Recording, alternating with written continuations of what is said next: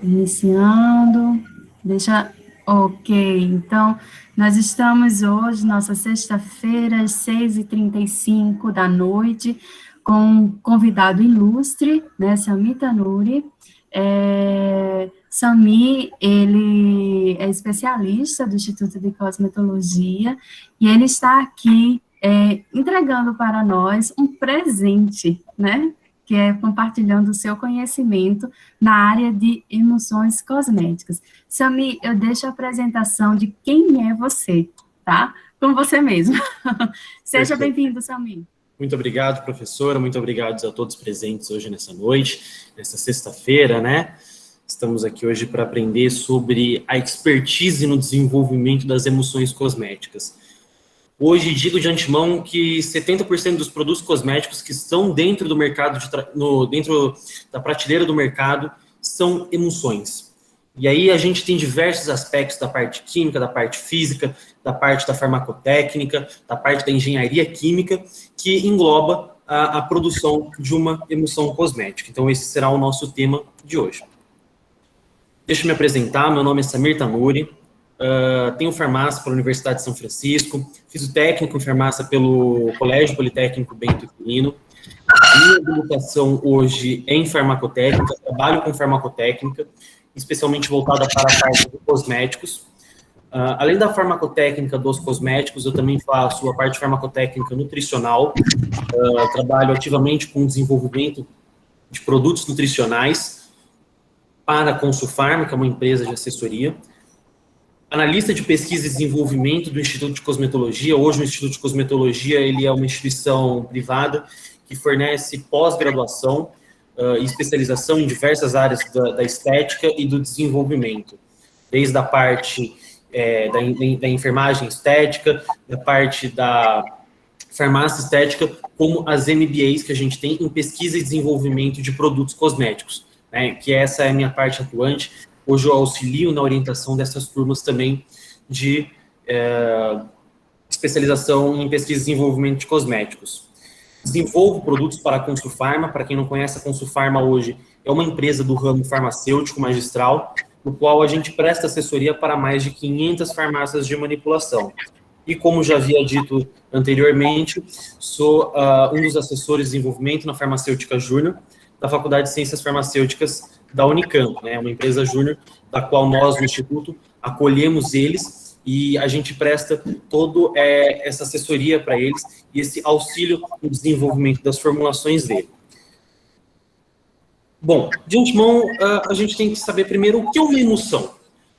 A gente aprende muito isso no início, em bases químicas, né, ou na química geral, quando a gente inicia ali a nossa graduação em farmácia, mas a definição de emulsão é uma definição muito simples, né? A emulsão, ela é a junção de dois líquidos immiscíveis. Isso pode ser um óleo, uma água, um silicone. E elas são unidas por um tensoativo ou um emulsionante. Muita gente fala assim, mas tensoativo a gente só fala quando é shampoo, emulsionante a gente fala quando é creme. Na verdade, não existe essa regra específica. Tensoativo e emulsionante, quimicamente, eles são as mesmas coisas, né? Então, a gente tem essa base de emulsões. O que é uma emulsão? Então, uma emulsão é eu juntar um líquido immiscível com outro por meio de um emulsionante, ou um tensoativo. Eu faço aqui, em respeito a todos os convidados, uma declaração de conflito de interesse, né? Em respeito a todos vocês que estão aqui hoje me vendo, falando um pouco de emulsões cosméticas. Eu apresento o nome de muitas empresas, apresento produtos de muitas empresas, e de antemão já digo que eu, como todos os pesquisadores aqui do Instituto, como o professor Lucas Portilho, como a instituição, o Instituto em si, a gente não recebe verba de nenhuma empresa para que a gente faça jabá, para que a gente faça propaganda ou merchan do produto deles, né? Acredito que isso é importante até por uma questão de idoneidade em relação à apresentação e o conteúdo aqui disposto. Pessoal, quando a gente trata de cosmético, todo mundo já viu no rótulo do cosmético aquela composição. Tenho aqui para mostrar para vocês. Por exemplo, esse da The Ordinary. É que as comidas também é complicado. Aqui a gente tem toda a composição do Sami, com licença, Sami, me perdoe. Angélica, Sinara, por favor, vocês poderiam desligar o microfone, porque está interrompendo. Obrigada. Sinara, por favor, obrigada. Pode continuar. Obrigado, professora. Eu havia falando do Inkname. Todo produto cosmético, hoje, isso é uma regulação, tá bom? A Anvisa determina isso. Todo produto ele deve conter a sua nomenclatura química. Os produtos, esse aqui da The Ordinary, por exemplo, tem aqui, não sei se vocês estão vendo, se vocês não tiverem, me avise, mas aqui a gente tem o Inkname, que é a composição, o nome químico dos produtos. Mas onde que eu encontro esse Inkname, né? Que é o International Nomenclature Cosmetic Ingredient. A gente tem hoje alguns sites do qual o pesquisador, o desenvolvedor, o farmacêutico ali na farmácia de manipulação, ou o farmacêutico no desenvolvimento, ele pode procurar o Inkname. Um deles é o Prospector. O Prospector hoje ele é a maior base de dados em Inknames do mundo. Em seguida a gente tem o EWG. O EWG ele fornece o Inkname para a gente, só que ele fornece o Inkname em uma pegada EcoCert, em uma pegada ecológica, né? Ele tem um score ali no qual ele vai dar para a gente uma nota daquela matéria-prima, se ela é amiga do meio ambiente ou se ela é inimiga, nesse termo, né? A gente tem o COSING é o Cosmetic Ingredients Substance, ele é utilizado muito na Europa, só que a gente pode utilizar ele para o Brasil também, porque a maioria das matérias-primas que hoje estão presentes na Europa, a gente tem representantes distribuidores no Brasil. O interessante do COSING é que ele traz para a gente uma questão regulatória de concentração e do que é e o que não é permitido em território europeu. Então, se você quiser fazer um cosmético no Brasil e importar ele para a Europa, que é o que a Natura faz, por exemplo, a Natura hoje tem linhas exclusivas para a Europa, você tem que se atentar muito a essa questão regulatória.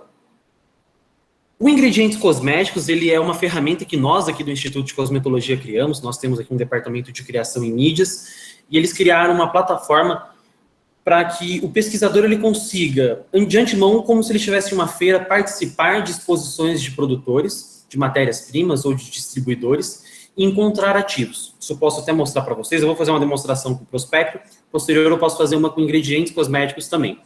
O ingredientes cosméticos, você procura lá pelo ativo que você quer trabalhar, ele é voltado para a parte industrial.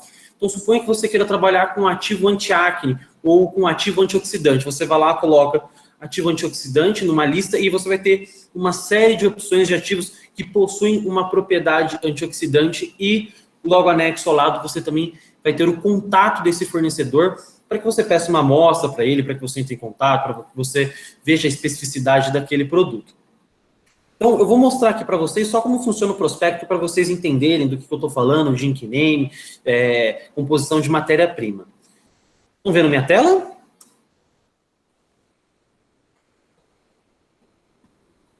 Bom, acredito eu que sim. Dou um exemplo aqui para vocês do Lanet N. A professora Juliana já deve ter falado para vocês por algumas vezes do Lanet nas aulas de farmacotécnica. O Lanet N, aqui a gente coloca o nome comercial da matéria-prima e aqui a gente já consegue ver quem que é a empresa que fornece. No caso, o Lanet ele é fabricado pela BASF e o que a gente está procurando. Né? Aqui, o que a gente nos interessa é o Inkname, que é isso aqui. Cetearyl alcohol and sodium cetearyl sulfate. O que a gente vê aqui? Isso aqui é importante para a hora que eu for compor o meu produto, para constar aqui. Ou então, para a questão em relação ao desenvolvimento dele. Se eu quiser copiar esse filtro da La Roche, quiser fazer algo parecido, eu consigo, pelo Inkname aqui, encontrar essa matéria-prima. Isso é extremamente importante para nós que somos formuladores. Aqui nós encontramos quem fornece, a gente encontra aqui uma breve descrição do que é essa matéria-prima, como trabalhar com ela e etc. Isso é fundamental. Então, você que trabalha na farmácia de manipulação, você que vai fazer estágio na farmácia de manipulação, tem dúvida de alguma matéria-prima, procure aqui. Depois eu vou falar para vocês do PubChem também, mas de antemão, hoje o Prospector é um dos principais em relação a nos atender em nomenclatura de ingredientes. Vamos voltar aqui para a apresentação. Isso foi de Inkname. Alguém tem alguma dúvida sobre Inkname? Perfeito. Outra coisa que eu trago aqui para vocês é a importância do registro de dados em desenvolvimento. A professora Juliana já deve ter comentado isso com vocês. na farmacotécnica, a gente tem uma coisa que a gente chama de procedimento operacional padrão, a padronização do procedimento, a padronização da realização da prática farmacotécnica. Aqui hoje no Instituto de Cosmetologia nós temos o ILAB, que ele é um sistema que ele gera todas as versões de fórmulas que nós desenvolvemos. Inclusive vou dar para vocês no fim uma fórmula de creme, super fácil de fazer, dá para vocês, caso alguém queira trabalhar em um TCC que envolva a parte de emulsão, vocês podem com certeza fazer isso na universidade de vocês, caso não consigam, são matérias-primas baratas e fáceis de achar. Hoje a engenharia das essências vende matéria-prima de forma muito fácil. Mas em questão a padronização do registro em dados de desenvolvimento. Hoje aqui a gente tem o ILAB no sistema nosso. Basicamente o ILAB, ele nos fornece uma versão da fórmula, que a Amanda, que trabalha comigo, ela fez essa versão aqui só para eu mostrar para vocês. Então, o que a gente vê aqui? A padronização em relação à produção farmacotécnica, a gente sempre sabe a evolução do produto. Às vezes você faz um produto, ele está muito oleoso, ele está quente. Está quente é quando ele gruda. E aí você tem que fazer uma alteração na formulação. A gente sempre trabalha com versionamento. Isso é até uma metodologia científica, né? Quem aí está fazendo iniciação científica ou já está quase no fim da graduação deve entender mais sobre as versões de padronização. Então aqui eu tenho toda essa formulação que eu vou disponibilizar para vocês depois. Uma vitamina C, inclusive. Por que eu trouxe isso para vocês? Qual que é a importância de eu trazer isso para vocês? Porque hoje, para você trabalhar com uma expertise em envolvimento de emulsões, vai ser quase impossível você acertar de primeira uma emulsão. Isso é impossível. Então, você sempre tem que fazer ajustes, né? Ajustes finos, questão de estabilidade, questão de uma matéria-prima que está um pouco mais oleosa. Então, a gente sempre tem que ter essa padronização para nortear o nosso desenvolvimento. Dito toda essa parte introdutória, vamos de fato ao esqueleto de uma emulsão cosmética, o que compõe uma emulsão cosmética, né? Hoje, uma emulsão, sendo cosmética ou não, ela tem uma fase aquosa, ela tem uma fase immiscível, a fase auxiliar e uma fase termolábil, né? Basicamente, a emulsão, a emulsão cosmética, ela é uma sinergia e harmonia química, física, de modo estável. A gente tem que sempre ter estabilidade em emulsões. Você imagina que um fotoprotetor, ou, por exemplo, esse creme da Victoria's Secret, ou então um fotoprotetor, ele vai ficar 2, 3 anos dentro de uma prateleira de um mercado, por exemplo, de uma drogaria. Então, ele tem que ser estável para que a hora que eu pegue ele não esteja com duas fases separadas. Então, por isso que a gente fala harmonia química, física, de modo agradável, né? Porque não adianta você ter uma emulsão totalmente estável, mas só ela não for agradável sensorialmente. A pessoa vai aplicar uma vez no rosto, ela vai falar, meu Deus do céu, isso aqui é um puro óleo, eu não posso mais usar isso aqui, tá bom? A gente tem que se atentar a isso também. Então, de antemão, essas são as quatro fases que compõem uma emulsão cosmética: a fase aquosa, a fase miscível, a fase auxiliar e a fase termolábil. Mas, feito isso, a gente tem que entender o esqueleto de uma emulsão. A emulsão ela pode ser feita sem um geleificante, mas hoje a maioria das emulsões ela tem um gel, né? E a gente tem que entender o que é um gel cosmético. Hoje um gel cosmético ele pode ser uma suspensão, uma dispersão, e aí a gente tem polímeros sintéticos e polímeros naturais. Mais à frente eu vou explicar a especificidade de cada um dos polímeros em relação a gel. Porque hoje a gente geleifica a fase aquosa e depois eu incorporo o óleo. Isso, mais para frente, eu vou mostrar para vocês as cadeias poliméricas. Isso contribui para a estabilidade de uma emulsão. Os géis, eles podem ser mais fluidos, podem ser mais viscosos, podem ser opacos, podem ser transparentes, tudo depende do tipo do polímero que você vai trabalhar.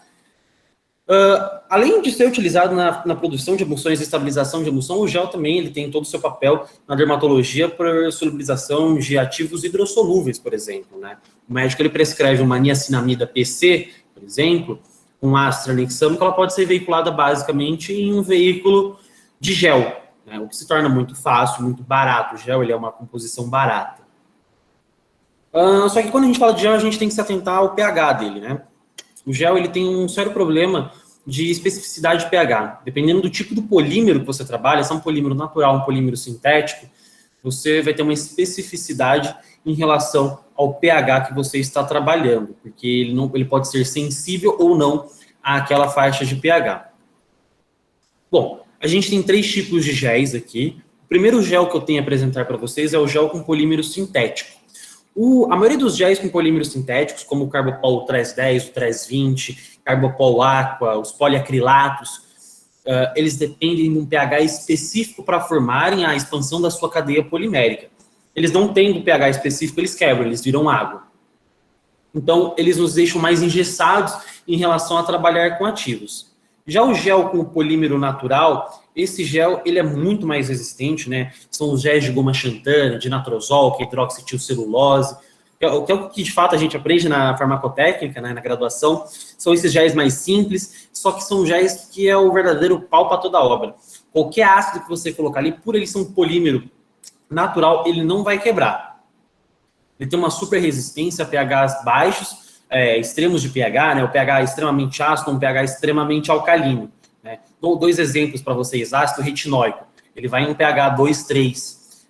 Lidocaína, pirocaína, benzocaína são fármacos, por exemplo, que eles têm que ir num pH muito mais elevado. Então, é aí que a gente trabalha com essa questão dos polímeros naturais. Só que uma das desvantagens deles é que eles são taquentos, eles são grudentos.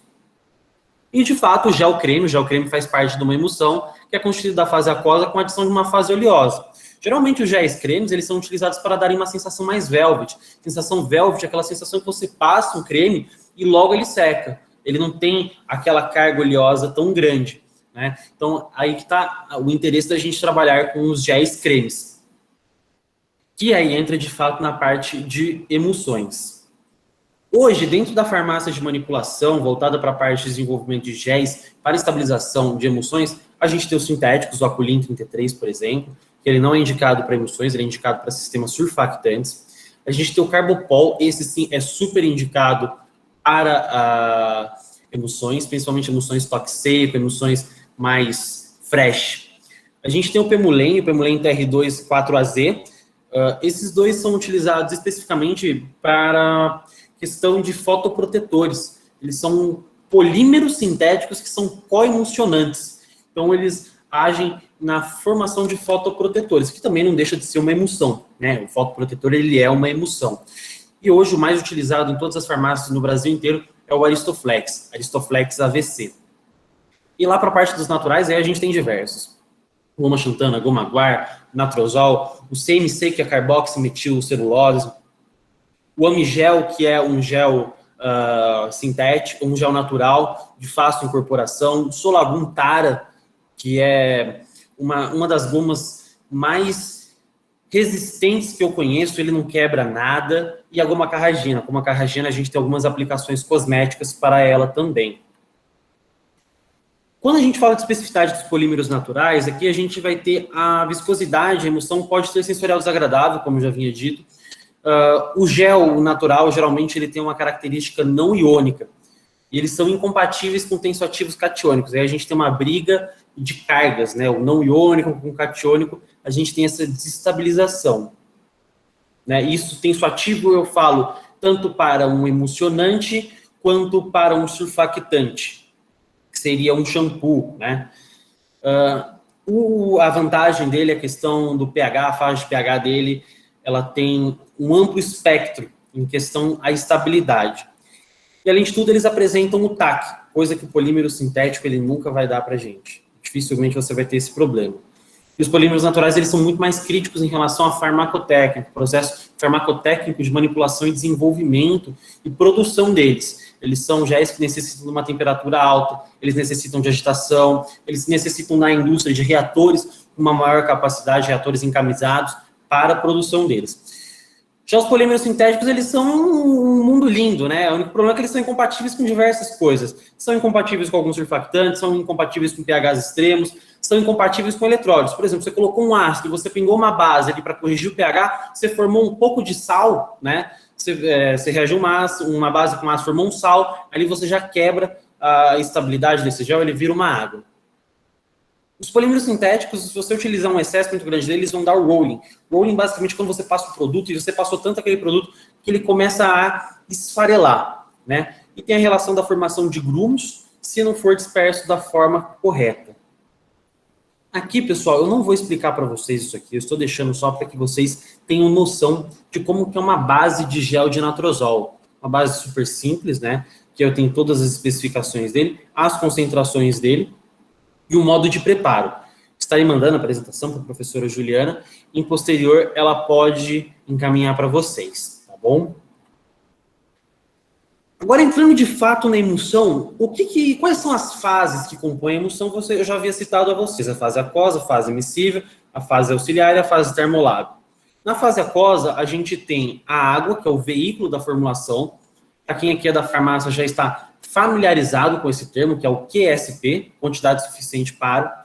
A gente possui o quelante, né? A gente tem o EDTA de sódio e o gluconato. O gluconato é uma alternativa verde. Quando eu digo verde, é uma alternativa sustentável. O que acontece? A gente tem na nossa água hoje diversos íons metálicos, né? Ferro, magnésio, manganês, enfim.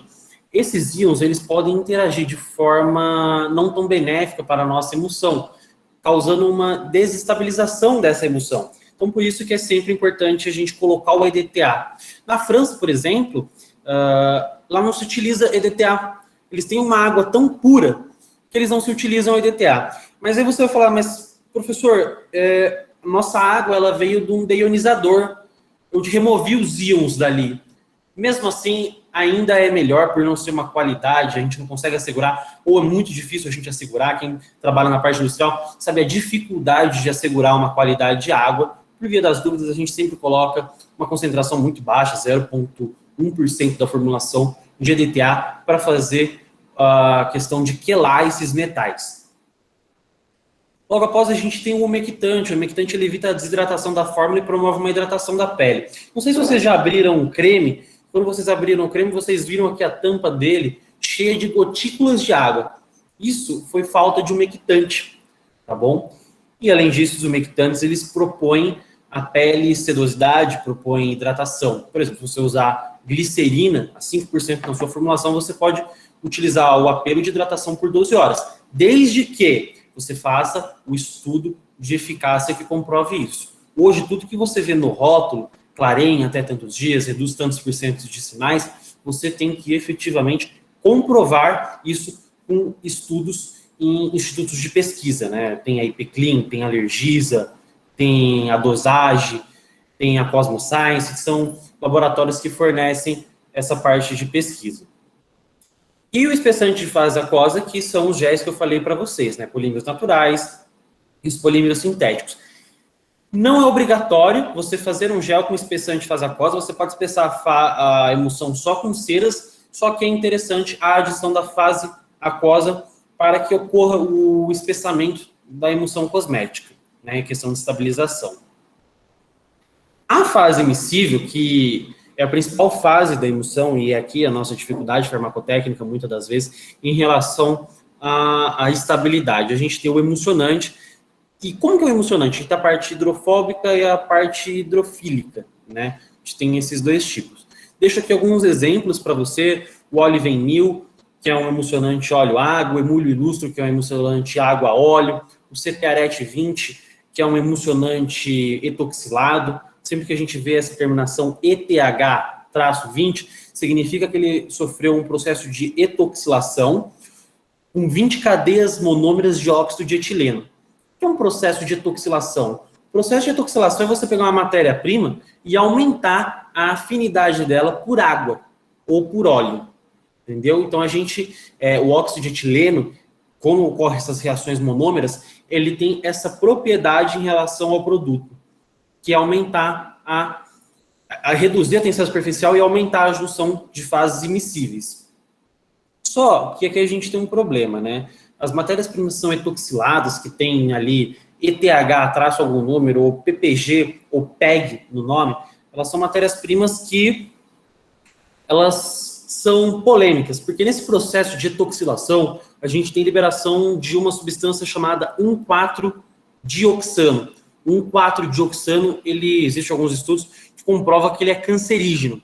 Então, aí entra também uma questão polêmicas no mundo da cosmética. Hoje, no mundo da cosmética, a gente tem diversas polêmicas. O Planet N, que vocês já devem conhecer. O Abil 180, que é um emulsionante água-silicone, né? Ele é um emulsionante que também sofreu ali um processo de etoxilação e propoxilação, juntamente com o 5,2-V5, para fazer emulsões água-silicones, que na minha opinião são as mais agradáveis e depois eu vou explicar isso para vocês.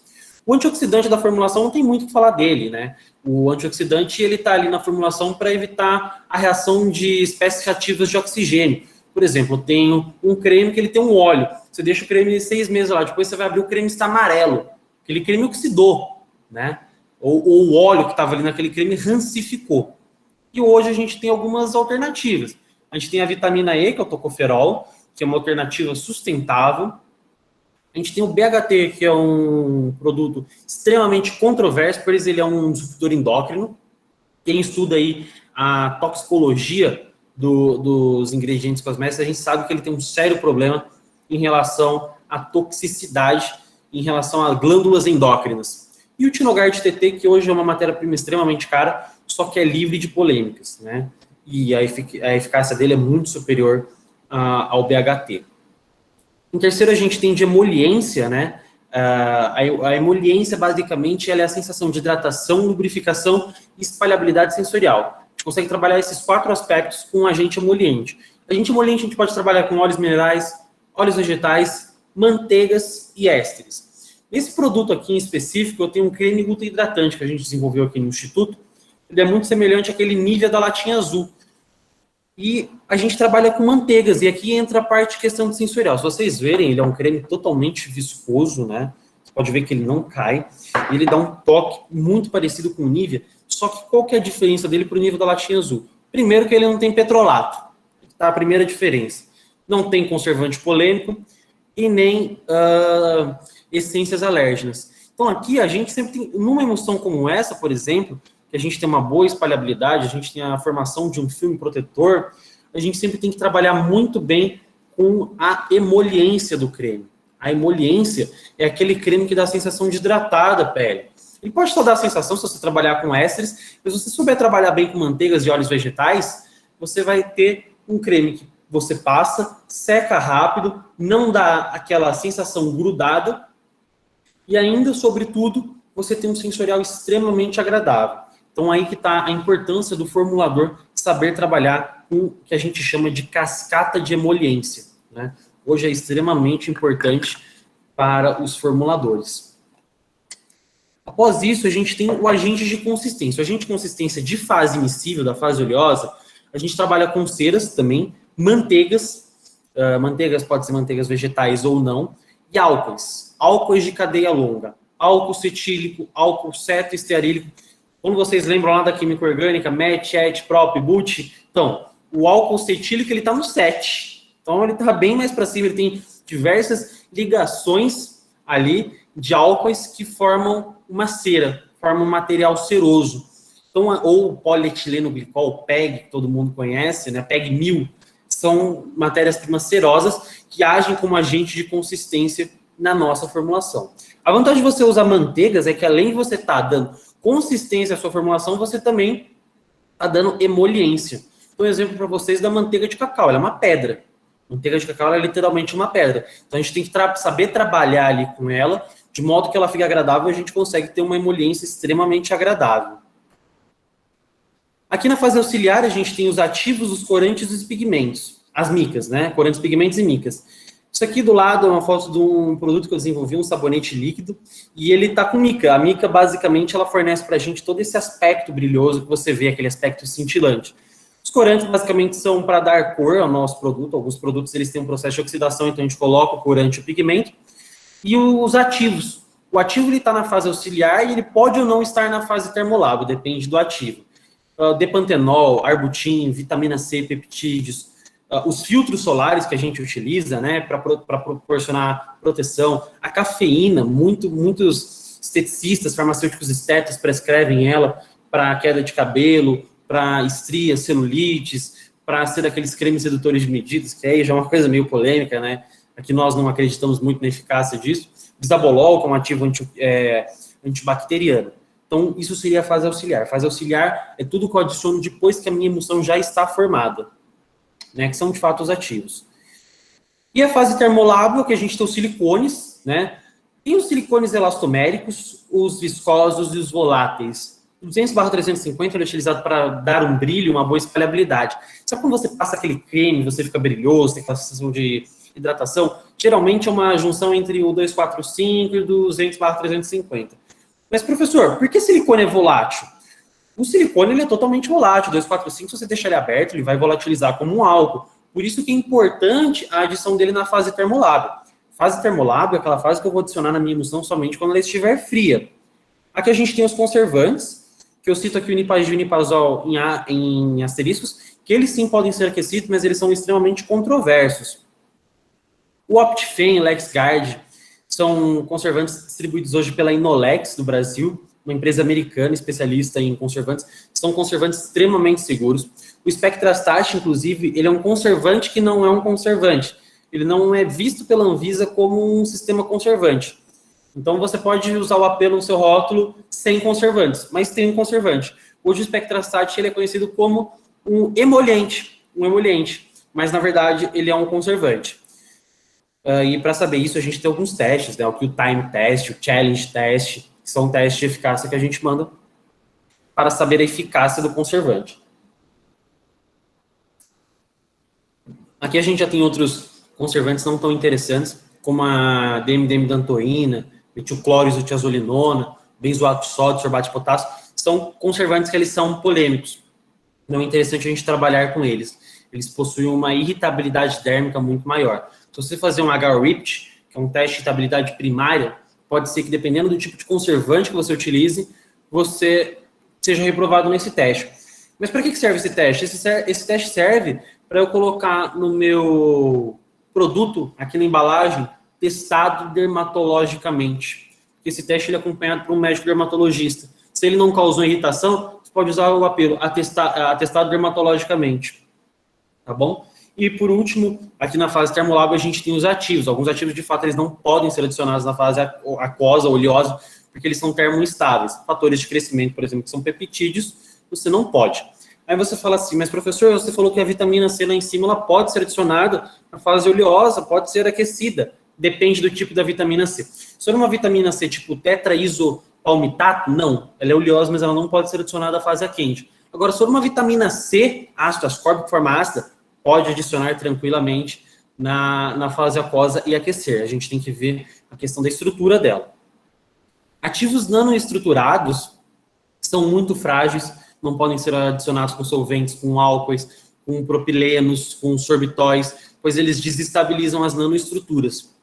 Uma nanocápsula hoje basicamente é uma microemulsão com ativos.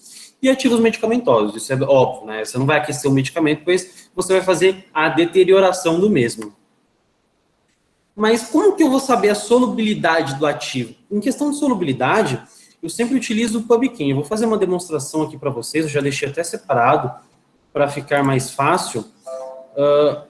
Por exemplo, o ácido tranexâmico, que é um ativo cosmético super utilizado para clareamento. Como que eu vou saber no que ele é solúvel, em qual fase eu vou adicionar ele, né? Então a gente entra aqui no PubChem, procura ali pelo ativo, a gente dá um Ctrl F, ou que é o Ctrl Find de busca, né? E a gente coloca Solubility.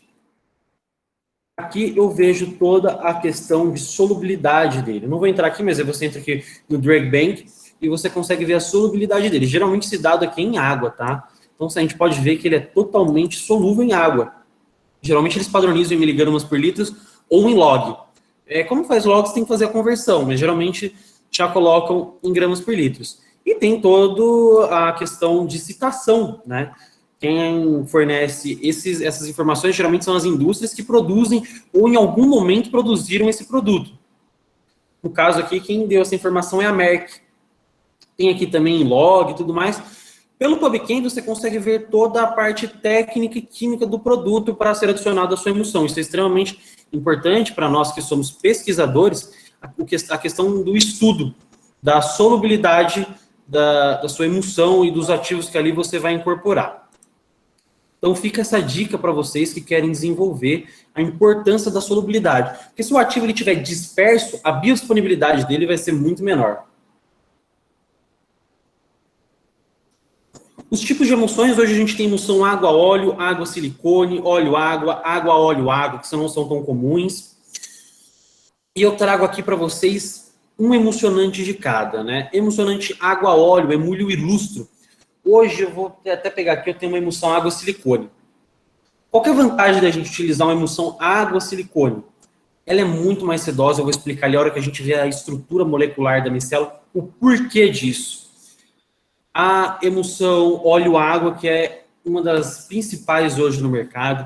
Hoje a maioria dos emulsionantes são óleo-água, pois eles são os mais estáveis, sabe? O silicone é o menos estável, mas se souber trabalhar direitinho ali com ela, como a La Roche faz, como a Caudalie faz, como a The Ordinary faz, você consegue ter resultados incríveis em relação à emulsão água-silicone. Porque eu citei um de cada emulsionante e, se vocês observarem aqui, eu coloquei o Ink Name para vocês já irem se familiarizando, tá bom? Olha aqui, por exemplo, emulho ilustro, poligliceril 6. A poliglicerila, ela é uma molécula que ela tem afinidade por ambas partes das fases, fase miscível e immiscível. Isso que junta o óleo com a água, tá bom? Então, isso é uma coisa importante para a gente entender. Quando a gente usa o termo água-óleo, é porque eu tenho aqui a fase aquosa e eu vou verter o óleo sobre ela. Como também inverte, quando eu tenho o óleo, eu vou verter a água sobre ele. Então, a gente tem essa questão, tá bom? É por isso que fala água, silicone, água, óleo, óleo, água. É a ordem que eu inverto e a ordem que forma a micela. A micela hoje, ela tem a cabeça hidrofílica, ela tem a cauda hidrofóbica e ela tem as cargas. Pode ser por catiônica, aniônica ou neutra. E aqui a gente tem as moléculas de água que se ligam a ela. Esse exemplo aqui que vocês estão vendo é um exemplo de micela, tá bom? Isso a professora Juliana já deve ter arregaçado com vocês, é um dos princípios da farmacotécnica, a formação de micelas, né? Quando a gente fala água micelar é um tensoativo com um pouco de água, um pouco de silicone. Isso forma uma água micelar. E os tipos de emulsões que a gente tem, eu trouxe aqui para vocês os dois principais, emulsão óleo-água e água-óleo. A emulsão óleo-água, a gente tem no centro a molécula de óleo e aqui as ligações das moléculas de água. Essa aqui, ela é mais agradável, ou melhor, essa aqui é um pouco mais desagradável, pela questão da formação da estrutura dela. Já a água-óleo, ela é mais constituinte por água. Então, o sensorial, quando você passa na pele, é mais agradável, é menos oleoso, justamente por ela ser uma fase aquosa. Interessante aqui para vocês, quando vocês forem prescrever, caso vocês se tornem farmacêuticos, prescritores, ou já trabalhem na área de prescrição, você pode escolher o tipo de emulsão que você quer que o seu paciente receba na farmácia de manipulação.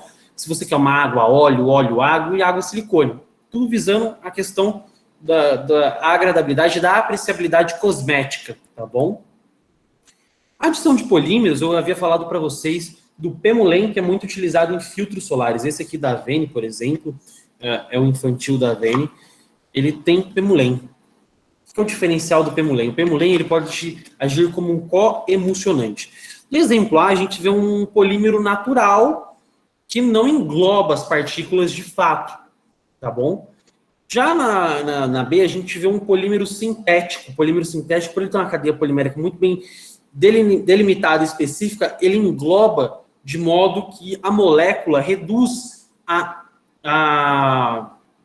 movimentação do óleo em relação à água. Então, ele engloba ela. A gente pode ver o aumento da concentração de polímero na fase B, ali em cima, embaixo da imagem B. Ele forma uma cadeia polimérica tão densa que ele não dá movimentação para a fase oleosa. Isso aumenta a estabilidade. Por isso que a gente fala que existem polímeros coemulsionantes.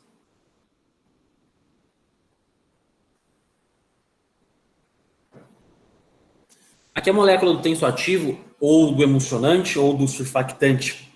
A gente vê aqui que ela sempre tem uma parte lipofílica e uma parte hidrofílica, né? Que a gente pode ver duplas OH e várias sequências de carbono. Isso apresenta duas especificidades de questão de ligação. Isso é uma emulsão, né?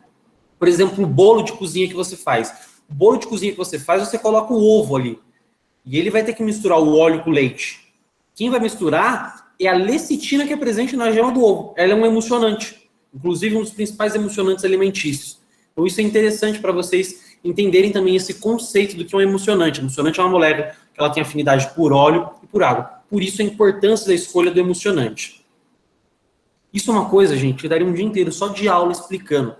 o HLB de uma emulsão, que é um balanço internacional proposto por um pesquisador nos anos 80, que é o Hydrophilic Lipophilic Balance. Basicamente, ele faz um balanço entre a quantidade de água, a quantidade de óleo e o emulsionante. Então, aqui a gente tem um score de 0 a 20, onde 0 é totalmente solúvel em óleo, 20 é solúvel em água. E aqui a gente pode ver, os agentes solubilizantes estão entre 15 e 18, um propileno, glicol. Os detergentes estão em 13 e 15. Os emulsionantes óleo, água, eles estão em 8 e 16. Eles são mais específicos mais específicos para a água. Como o óleo em água em óleo está lá para 3, 6, tá bom? Então, a gente sempre tem que trabalhar com essa questão de estabilidade. A engenharia química gosta muito de trabalhar com HLB de emulsões. Isso é muito interessante e fica aí o convite, caso vocês queiram um dia uma palestra só sobre HLB. Que é muito específico, né? O HLB é muito específico para quem já está dentro de um laboratório trabalhando. E hoje, o nosso laboratório... Eu até gostaria de demonstrar eu fazendo uma prática no laboratório, só que a gente teve um evento, que foi a Cosmetic Week, e ela abarrotou o nosso laboratório. Tem até 2 técnicas lá, agora arrumando o laboratório, plena sexta-feira à noite, que na segunda-feira temos outra turma. Mas eu vou deixar aqui esse vídeo da KTFOC para vocês assistirem, que mostra o processo de produção de uma emulsão, tá bom? E eu vou parando e explicando um pouco. Esse é o Emulsion Dolcea. Ele é um dos emulsionantes mais agradáveis, cosmeticamente falando, dos últimos tempos. Caso alguém não veja, avise.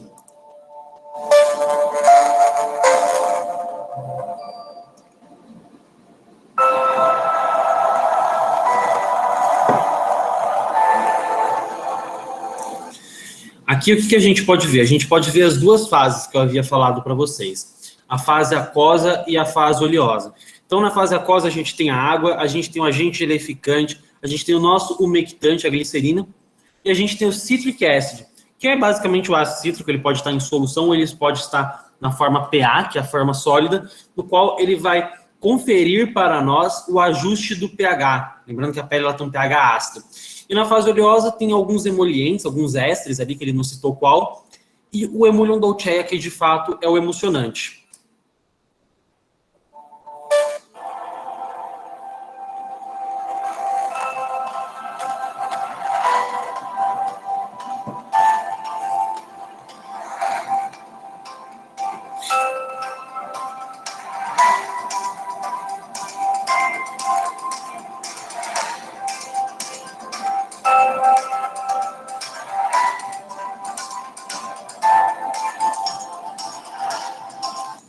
Aqui ele preparou toda a fase oleosa, toda a fase aquosa da emulsão, ele jogou o gel ali, fez a adição do polímero e verteu o gel, que é extremamente importante, que eu havia falado para vocês, em questão da estabilidade da emulsão, trabalhar com agente geleificante.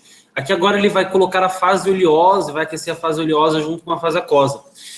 Ambas as fases, na hora que você vai fazer a emulsão, elas têm que estar na mesma temperatura. É importante vocês terem essa noção de produção.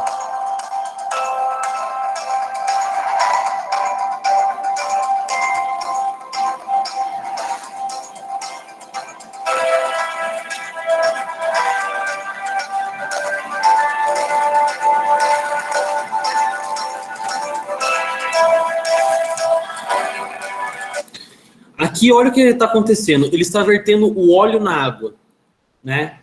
Então, a gente tem uma emulsão óleo em água, que é uma das principais que a gente trabalha hoje, tá bom? Então, esse é o processo de verter as fases que a gente fala.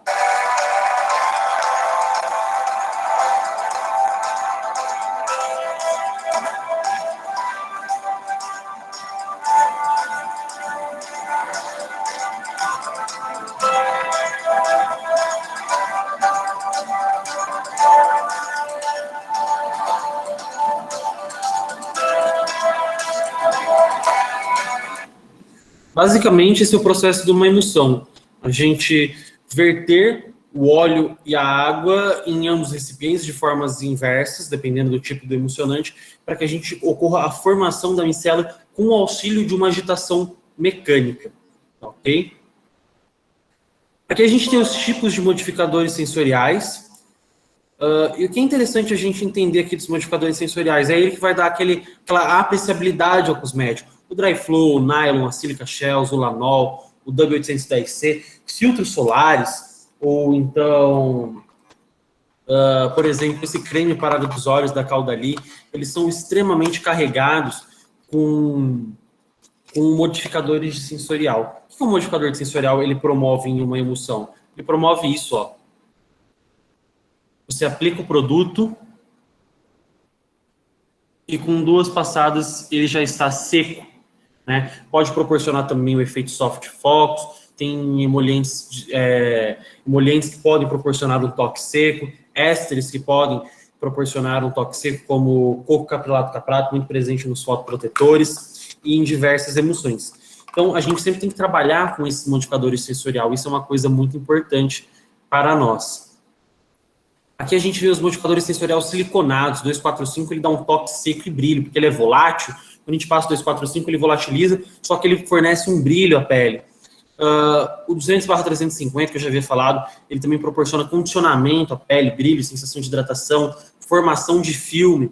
E o 9040 aqui é o favoritinho das emoções, das blogueiras, é aquele primer, as meninas entendem bastante disso, o primer que você passa antes da maquiagem.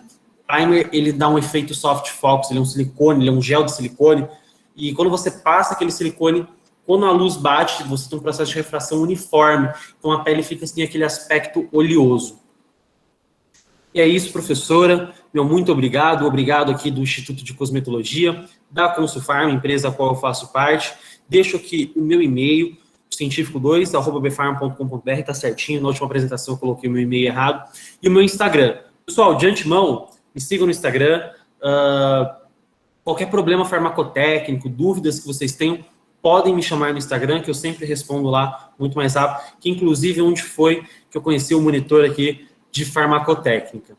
E é isso, meu muito obrigado a todos. Estou aberto a perguntas. Muito obrigada, Samir. Excelente apresentação. Eu posso dizer assim, que a emoção, né, é o equilíbrio, né, entre o óleo, a água e o surfactante.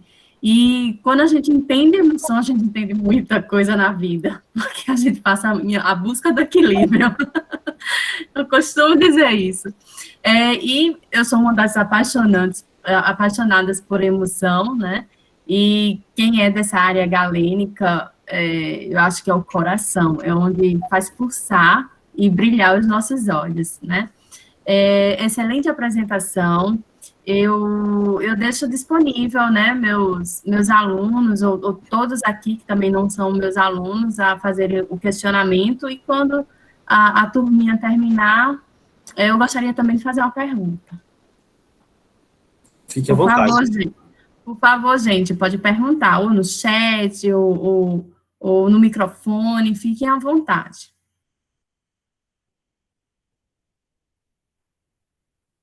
Lucas, você quer fazer alguma pergunta? Olá, boa noite. Oi, Samir, tudo bom com você? Cara, muito boa apresentação. Maravilhoso ver o conteúdo que você trouxe para a gente. Eu gostei bastante. E, assim, sobre dúvidas do conteúdo, eu não tenho nenhuma agora. Só tenho dúvidas sobre o site da internet que você mostrou, que era o Inkname. Você pode falar de novo qual a função exata dele em relação aos produtos cosméticos? Pode deixar um pouco mais claro? Claro, com toda certeza, Lucas. Peço até desculpa se eu não fui muito claro. No rótulo do produto cosmético, deixa eu aproximar aqui, deixa eu deixar minha câmera grande, a gente tem a composição química deles. Todos esses nomes químicos que aqui estão presentes são produtos que o fabricante utilizou. Foram produtos empregados pelo fabricante. O Inkname, basicamente, ele é uma nomenclatura internacional de matéria-prima. Então, se você desenvolveu um álcool cetílico, se você desenvolveu uma formulação nos Estados Unidos com álcool cetílico, uma no Brasil, uma na Índia, uma na China, uma na Itália, todas tiverem álcool cetílico, todas elas vão estar, você teria o álcool em um dos componentes da composição. Basicamente, ela serve para dar uma identidade ao ativo. um RG, um CPF, para que a gente identifique aquele ativo, entendeu? Então, isso é uma padronização, uma nomenclatura internacional que norteia os órgãos regulatórios, como o FDA, como a Anvisa, como o Colipa na Europa, para que você tenha uma padronização e um reconhecimento de matérias-primas, para que você saiba o que você está aplicando no seu corpo. Isso é muito importante. Outra coisa importante do INCNAME é que no Brasil isso não é obrigatório, mas nos Estados Unidos é. O INCNAME ele tem que estar na ordem de adição do maior para o menor. Aqui a gente pode ver que o primeiro ingrediente é água. E a água é o maior componente da nossa formulação. Então, é sempre interessante a gente olhar o INCNAME do que a gente está utilizando. Sempre a gente entender o que a gente está utilizando, né? A gente observar, aqui eu tenho um filtro da La Roche, como eu também tenho da Avene, e eu saber qual conservante essa empresa usou. Esse conservante é seguro? Isso gera hoje, no mundo atual, um empoderamento para o consumidor. Ele saber o que ele está utilizando, gera informação para os pesquisadores e gera uma questão regulatória para os órgãos de fiscalização. Mas para nós pesquisadores, principalmente, o INCNAME ele é fundamental, para que a gente converse a mesma língua com pesquisadores do mundo inteiro. Respondido? Sim, Samir, muito obrigado por responder a pergunta, deixou bem esclarecido como funciona o INCNAME. A Fernanda, ela postou uma dúvida no chat, ela diz o seguinte: alguma dica para incorporar argila em sistemas emocionantes? De antemão, gostaria de agradecer a presença da professora Fernanda. A professora Fernanda está fazendo um doutorado na Universidade de São Paulo. Tive a oportunidade de acompanhar com a professora um sábado, um domingo de cursos, do qual ela ministrou sobre testes de eficácia, né? Eu falei ali alguns termos, HRIPT, que o time test, teste de SPF, UVA, UVB, nos filtros, toda essa parte de eficácia. A professora Fernanda, ela é expert. Hoje eu trabalho com alguns testes de eficácia um pouco mais simples no que eu desenvolvo, né? Principalmente o time test, a halo de inibição e o HRIPT. Isso é o que eu trabalho particularmente. Gostaria de deixar aqui o meu muito obrigado pela presença da professora Fernanda. Em relação a sistemas emocionados com argilas. Fernanda, a argila ela é insolúvel, né? Então a gente tem que dispersá-la em um veículo oleoso. Então o que acontece? Eu tenho minha fase oleosa. Eu vou trabalhar com uma argila da Terra Mater, o Terzil MG H8020, que é argila verde. Vou pegá-la, vou colocá-la na minha fase oleosa, colocarei para aquecer a minha fase oleosa, irei colocar o agitador, ali o Visaton meu, e vou deixar agitando a fase oleosa. Basicamente, é como a gente faz com ativos insolúveis que a gente utiliza em filtros. O zinco e o titânio, por exemplo, eles são dispersos em fases oleosas. Basicamente, você tem que pegar argila, e o importante é você trabalhar com uma argila de qualidade, que a granulometria dela seja padronizada e muito fina. Porque se você trabalhar com uma argila que não é padronizada, você vai colocar ela na sua emulsão, você vai passar ela na pele e você vai sentir aquele arranhando. Nossa, meu Deus, mas isso aqui é uma esfoliação ou é uma emulsão? É um creme hidratante com argila? Não, ela pode ser um creme hidratante com argila sem arranhar. Então, aí que está em questão da relação da qualidade da argila. Mas elas podem ser dispersíveis. Quando muito micronizada, em um almofariz com pistilo ali, na farmácia de manipulação, na própria bancada, no silicone, na glicerina ou na fase oleosa. Eu, particularmente, recomendo a dispersão dela na fase oleosa. E utilize um polímero suspensor na sua formulação, como, por exemplo, um Carbopol.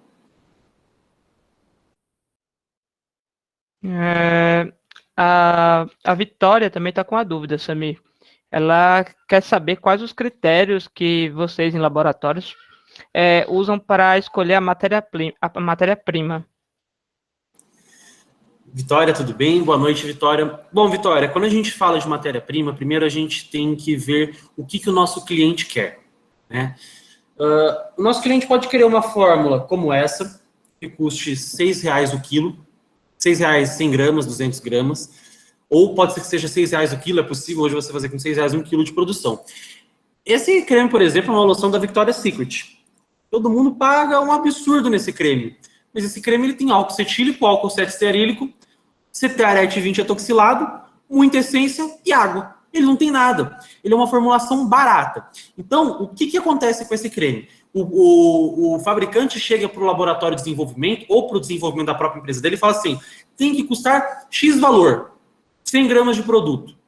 O laboratório vai buscar a melhor alternativa em questões sensoriais, em questões de apreciabilidade cosmética, em questão de taque, de rolling, de ativos que ele consiga atingir aquele preço. Esse é o principal. Hoje a gente vive no mundo capitalista, dinheiro é super importante. Então, o primeiro aspecto é em relação ao valor. Isso vai delinear qual matéria-prima eu vou escolher. Eu tenho emulsionante que custa 10 centavos cada 100 gramas, como eu tenho emulsionante que custa R$2 cada 50 gramas. Isso é relativo. Então, aí a gente tem que sempre ter esse aspecto, essa pegada, para que a gente observe o preço da matéria-prima. Então, isso de antemão o mais importante. Agora, existem outras alternativas. Matérias-primas polêmicas, tipo BHT, é super barato. Um antioxidante barato. Tinogard TT é extremamente caro. O Tinogard TT ele é livre de polêmica. Agora, quando o cliente chega e fala assim, olha, eu quero o produto melhor que você consiga desenvolver, o mais eficaz com os melhores ativos. E aí a gente pode partir para matérias-primas de alta performance, ativos de alta performance. Mas, basicamente, a gente faz o delineamento de acordo com a solicitação do cliente. Perfeito, perfeito. A Joana, ela tem outra dúvida também, e ela quer saber qual a concentração de vitamina E se pode usar no lugar do BHT, e se também pode ser aquecida, provavelmente a vitamina E. Tudo bem, Joana? Joana, boa noite. Sim, a vitamina E pode ser utilizada no lugar do BHT, como eu já havia citado. A concentração, a partir de 0,5% dela na formulação, na fase oleosa, ela pode ser aquecida, não tem problema algum. Ela já consegue, em 1 ano de prateleira, a gente tem estudos que ela apresenta estabilidade idêntica ao BHT. Então, trabalhando aí em farmácia de manipulação, por exemplo, você pode colocar vitamina E 0,5 sem dó nenhuma. 0,5 ali e sem preocupações, porque a partir de 0,5 ela já possui propriedade antioxidante. Esse creme, por exemplo, que nós desenvolvemos aqui, um creme corporal com ceramidas, ele foi desenvolvido com apenas 0,5 de vitamina E, ele já está há 5 meses aqui dentro do frasco, e você pode ver que ele não está oxidado, ele está totalmente branquinho ainda.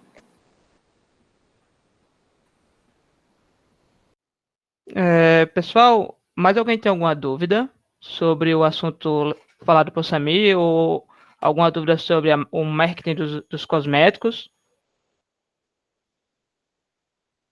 Se vocês tiverem dúvidas, por favor, manda no chat ou fiquem à vontade para abrir o microfone e perguntar, tá? Não tem problema.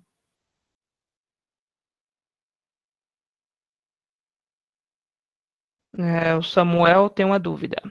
Ginkgo biloba é uma boa opção de estabilizante do ácido ascórbico? Ele costuma ser bastante empregado? O ginkgo biloba é muito relativo isso de estabilização de ácido ascórbico. Para estabilizar o ácido ascórbico, a forma ácida da vitamina C, primeiramente ele não tem que ter água na formulação.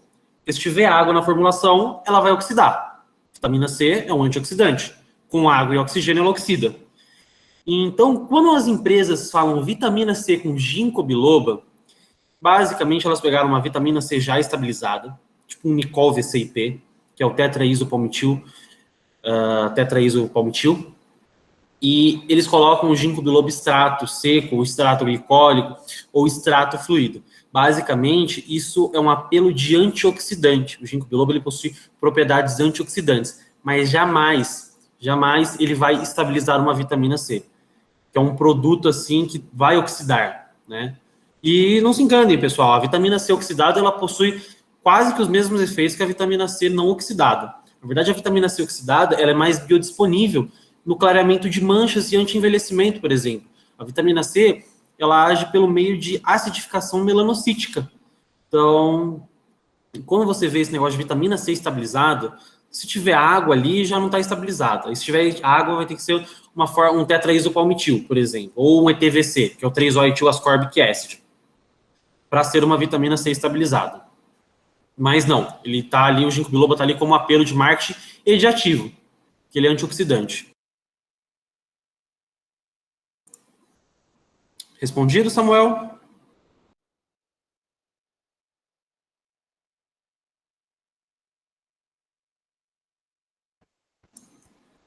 Sami, boa noite.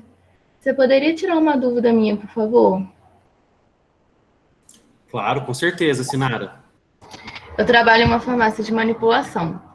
Lá nós fazemos a vitamina D gelatinosa, né? Na mistura a gente usa óleo de girassol com BHT. Teria alguma outra formulação que poderia ser melhor do que o BHT ou o óleo de girassol? Na forma gelatinosa, vitamina D. Isso. Essa vitamina D, no caso, ela vem por prescrição médica, né? Porque Isso. hoje a gente tem uma regulamentação que em cosméticos é proibido vitamina D, pessoal. Mas sim, Sinara, a vitamina D, na verdade, a aplicação dela em dermatite atópica, hoje a gente tem diversos estudos que demonstram que a vitamina D tópica reduz significativamente os scores de dermatite atópica e irritação cutânea.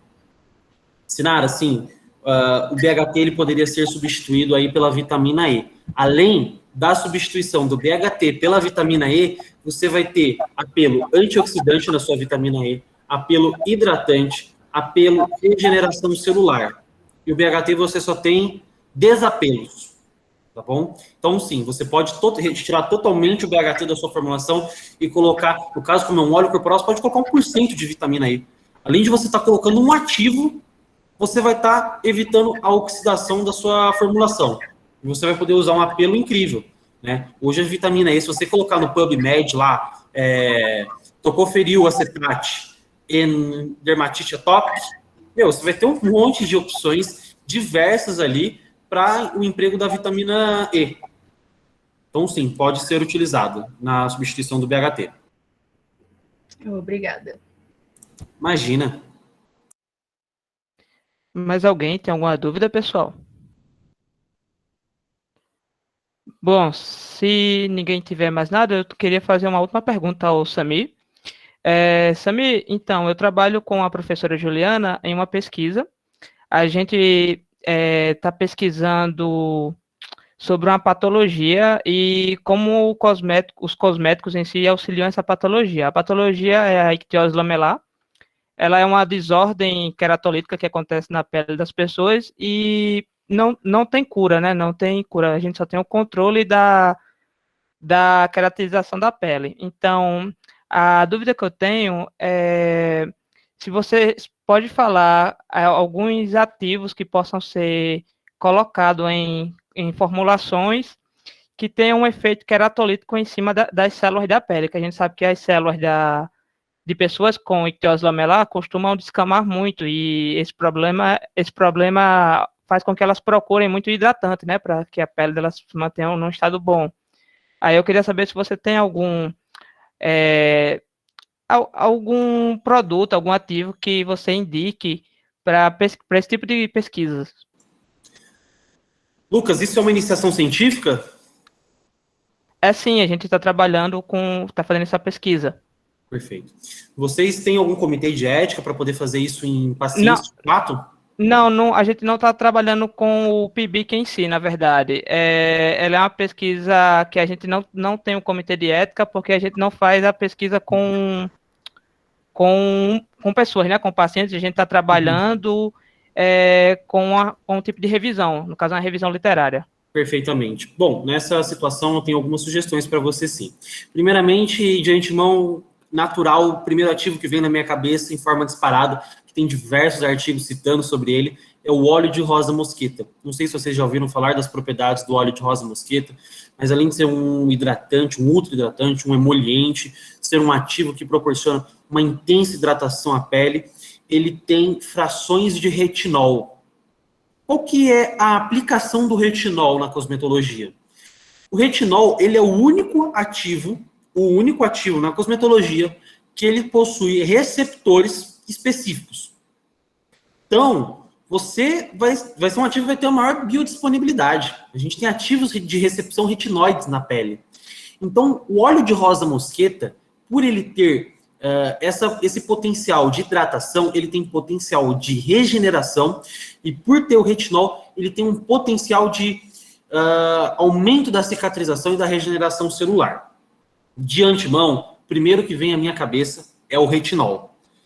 O retinol do óleo de rosa mosqueta. Depois a gente tem o Fisavi e o Fisasan. Esses dois ativos são ativos que na farmacologia a gente chama like, parecido. O Fisavi e o Fisasan são dois ativos que eles foram em um estudo comparado com corticoides. E eles apresentaram a mesma eficácia. Só que são ativos que não são polêmicos, não são medicamentosos, eles são cosméticos. E hoje eles são distribuídos pela Quimiunion para a indústria e pela Inove Magistral para farmácias de manipulação. O Fisavi e o Fisasan, eles reduzem significativamente o processo inflamatório, eles reduzem a coceira, eles reduzem a irritação e eles contribuem para uma hidratação. Terceiro ativo, depantenol. O ácido pantotênico, ele é fundamental na hidratação da pele. E ceramidas. Ceramidas, elas estão presentes ali nos esfingolipídios, as fitoesfingosinas, as camadas adipócitas da pele, elas necessitam de ceramidas. Né? Distúrbios queratolíticos, muitas das vezes, estão relacionados à ausência de ceramidas. Acredito que são os 4, assim, que vem à minha mente. Perfeito, Samir, muito obrigado. Exatamente isso aí que você falou. Eu já tinha pesquisado um pouco sobre as ceramidas também, elas atuam em dos tipos de ictiose, né? E muito obrigado por ter me respondido, tá, cara? Imagina, disponha. Inclusive, se você precisar de alguma matéria-prima, alguma coisa, a professora Juliana tem meu contato, você também. Aqui nós, do Laboratórios, somos a favor da pesquisa e a gente gosta de ajudar de todas as formas a todos os alunos que querem pesquisar, né? Semana passada eu enviei um monte de filtro para uma aluna da Universidade Federal de Pernambuco, UFPB. Ela estava fazendo um doutorado em filtros solares e avaliando a ação antioxidante do açafrão. Do açafrão? É um que é vermelho, gente, acho que é coloral, que é vermelho em fotoprotetores, e ela precisava de alguns dos filtros químicos e físicos para que ela pudesse realizar o teste dela. Então aqui, se você precisar inclusive de ajuda, Lucas Matheus, ou qualquer outro aluno aqui que esteja ouvindo, nós do Instituto fornecemos esse auxílio a vocês.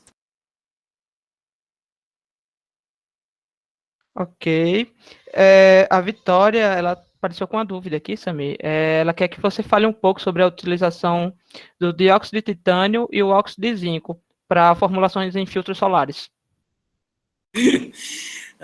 É incrível, gente. Sempre que eu falo de emulsão, em algum momento da aula, a gente foge ali para filtro solar. Bom, Vitória, hoje a gente trabalha com o dióxido de titânio e o óxido de zinco, são o TiO2 e o ZnO2, são dois produtos incríveis, livres de polêmicas. Hoje a gente trabalha no mercado com ativos químicos, orgânicos, que são extremamente polêmicos, tipo benzofenona 3. Se vocês entrarem no Google, colocar benzofenona traço 3, já vai aparecer as opções: polêmica, causa câncer, mata. Bem radical. Então, o dióxido de titânio e o óxido de zinco são alternativas a esses filtros polêmicos. São filtros 100% minerais, podem ser empregados em formulações naturais, orgânicas e veganas. Então, são super legais de trabalhar com eles. Eles possuem espectros diferentes ali no teste de eficácia, né? A gente tem a parte de absorvância e transmitância, que a gente utiliza no teste de eficácia. A gente tem a parte do UVA e a parte do UVB. Basicamente, são duas linhas ali no teste de transmitância e absorvância que elas se cruzam. Então, o titânio e o dióxido, cada um vai agir em uma onda específica, em um nanômetro diferente na parte da absorção da radiação. Eles vão fazer o bloqueio da radiação. Diferentemente dos filtros químicos orgânicos que absorvem a radiação para eles, o dióxido de titânio e o zinco, eles fazem uma proteção que vai gerar uma refração da luz, tá bom? Hoje, por exemplo, Vitória, é muito difícil a gente trabalhar com eles do ponto de vista farmacotécnico. Eles têm que serem trabalhados ou em pré-dispersões, né? No caso, a gente tem hoje o Granlux TGL60 e o Granlux ZNO2, perdão. São já pré-dispersões. Inclusive, Vitória, eu mandei, não lembro se você, Vitória, é da Cosmoscience ou se você é da Alergisa, da Cosmoscience ou da IPClean. Mas há um tempo atrás a gente mandou um filtro 100% mineral, que o FPS dele foi FPS 30 PPD 10, tá bom? E, então a gente pode trabalhar com eles. Farmacotecnicamente falando, eles são dispersos em fase oleosa. Foi para a IPClean que eu mandei, Vitória, não foi para vocês. Mas eu falei com você hoje, pedi o contato. A Elisângela Otani, estou fazendo uma pesquisa sobre o potencial cicatrizante do sangue de dragão, Sign Glow. A Sensit não. Ai, gente, esqueci o nome da empresa, mas ele possui diversas efetividades terapêuticas e cosméticas. Né? A gente vê hoje o sangue de dragão sendo muito aplicado como ativo cosmético em linhas de expressão periorbitais, principalmente. A gente tem diversos estudos em relação a isso. Inclusive, Elisângela, quando você tiver já um resultado preliminar para ser publicado, me envie, vou ler com muita atenção e carinho.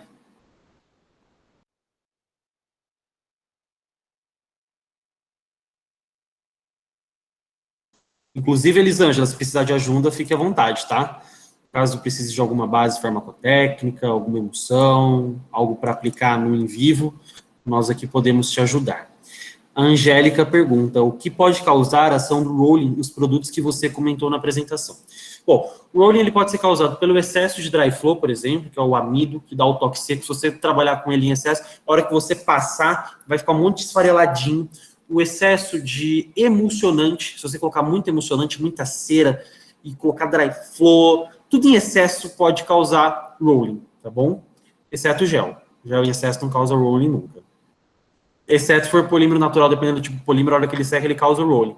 Mas em si, geralmente, são os modificadores sensoriais sólidos, que têm essa capacidade. Às vezes, a indústria coloca tanto pó ali para ficar seco, ficar aquele efeito mate, e ficar totalmente seco a pele, tanta sílica, tanto dry flow, tanto nylon, que a hora que você vai passar assim, se você passar uma sobrecamada depois que secou, vai ficar tudo esfarelado e craquelado. Mas, basicamente, são os modificadores sensoriais que causam o rolling.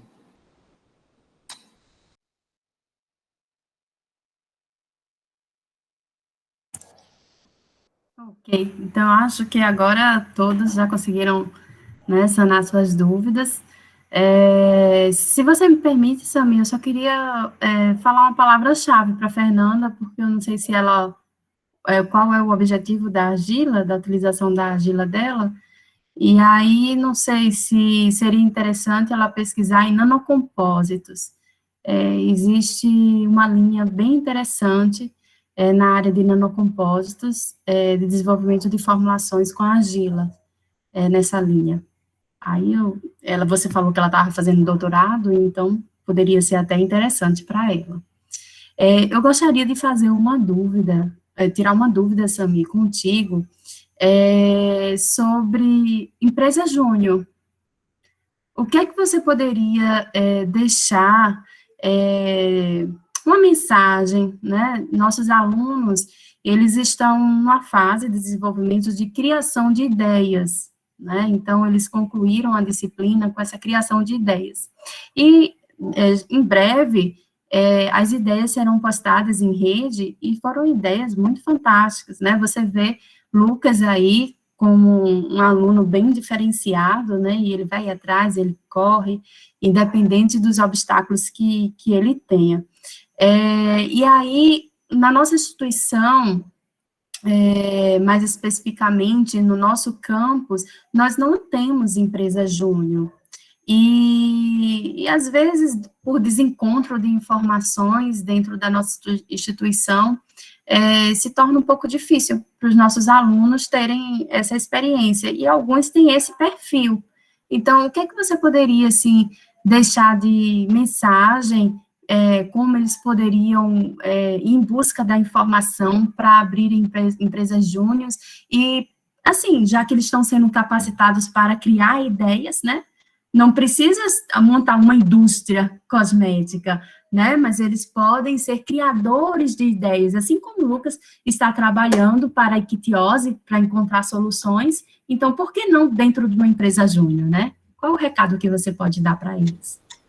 Bom, primeiramente, eu sempre fui uma pessoa muito disposta a querer ajudar o próximo. Isso foi um dos fatores que fizeram escolher farmácia. Sempre estive muito próximo da farmácia, por eu ter vindo de uma família de farmacêuticos. Sempre foi um destaque nos cursos que eu fiz, por eu gostar. E, consequentemente, eu sempre gostei muito de empresas júnior, sempre gostei de estar junto deles. Hoje, na empresa júnior, na farmacêutica júnior da Unicamp, eu faço a parte de desenvolvimento farmacotécnico, é muito interessante você ver o aprendizado e a evolução de todos, né? Hoje você está dentro de uma empresa júnior para você aprender e para você errar, né? Você tem que errar na empresa júnior. O mercado de trabalho, ele é um pouco mais cruel conosco. Ele bate um pouco mais forte. Então, a gente sempre tem que pensar dessa forma. Eu estou lá para aprender. A empresa júnior, ela vai proporcionar a vocês, alunos, uma visão totalmente diferenciada do mundo.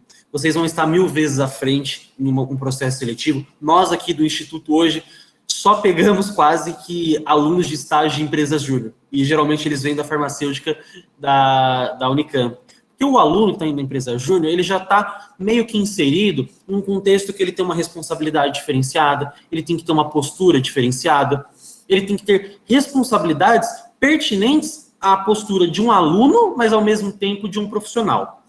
Hoje, para você criar uma empresa júnior, professora, não é exigido muito, né? O que você precisa é de investimento, e isso vocês podem correr atrás de empresas da região, mas basicamente vocês precisam solicitar uma assembleia e ter um professor responsável, né? Vocês solicitem uma assembleia, façam uma mesa redonda, façam a abertura de uma assembleia e colhem a assinatura de todos. Isso já dá a vocês o mérito para abrir uma empresa júnior perante a universidade. Claro que isso muda de universidade para universidade, mas tem universidade que não tem nem edital para isso. Se ela não tem edital, não é proibido. Então, fica essa dica. Se vocês têm vontade de montar uma empresa júnior, junte os alunos. Com certeza deve ter um aluno na farmácia, mas ele tem uma aptidão para desenvolver arte, para fazer criação, para fazer logo. Criem um Instagram, criem um Facebook, recolham, comecem com o pequeno.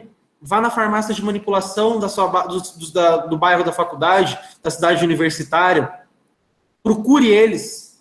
Forneça ajuda para eles. Tente fornecer uma solução. E com certeza vocês terão sucesso. É assim que começa. Mas claro, todo começo é muito difícil. Farmacêutica júnior já tem alguns anos. E todo começo é conturbado. Você poderia deixar um contato da farmacêutica júnior para os estudantes? Com certeza. O meu contato, a princípio, mas eu posso deixar o contato do nosso presidente hoje, o presidente da Farmacêutica Júnior, que é o Iago. Foi aluno meu aqui no Instituto de Cosmetologia. O Iago está no 8º semestre, penúltimo semestre, o último semestre da farmácia na Unicamp. Está no 8º semestre, ele veio aqui estagiar conosco, ficou alguns meses aqui com a gente no laboratório desenvolvendo. Foi o meu estagiário pessoal. Desenvolvi várias coisas com ele, vários projetos para a Consulfarma. Posterior, entre em contato comigo no Instagram, que agora eu não vou ter o contato dele aqui, tá no meu WhatsApp, tá lá do outro lado carregando, mas eu tenho o contato do Iago, ele é super receptivo. O que vocês precisarem, garanto que o Iago vai ajudar vocês de coração. Só gostaria de fazer uma colocação, professora Juliana, antes que eu me esqueça. Fernanda, sobre argilas, a Terra Mater, ela lançou um estudo que argilas podem apresentar expressões gênicas de alguns genes específicos na pele, genes de regeneração celular em específico. Argilas têm capacidade de estimular esses genes. Senão eu ia esquecer. Ok. Então, gente, foi muito bom, né? A presença de Sami, a presença de todos vocês aqui. Sami, gratidão. Tá? Essa é a minha palavra. Bem, o recado foi dado, ficou a dica, né? Foi uma excelente palestra, Sami, e eu desejo a todos um excelente final de semana. Vou me despedir aqui, né? E vamos continuar com a nossa jornada. E em breve, quem sabe, nos reencontraremos novamente. Muito obrigado, professora. Fico à disposição para próximas palestras, para os próximos eventos. Será um prazer estar aqui falando de cosmético, uma coisa que eu sou apaixonada, cosmético, medicamento, emulsão, surfactante, tensoativo, shampoo. O que você quiser que a gente fale aqui, nós do Instituto falamos. Caso você enjoe da minha cara também, tem mais 5 pesquisadores que podem dar palestra aqui para vocês. Tá bom? Pessoal, muito obrigado pela presença de todos hoje aqui, de terem me ouvido nessa sexta-feira à noite, terem ouvido um pouquinho do que eu tenho a passar para vocês. Um ótimo final de semana. Sextou! Obrigado, tchau, tchau. Um abraço.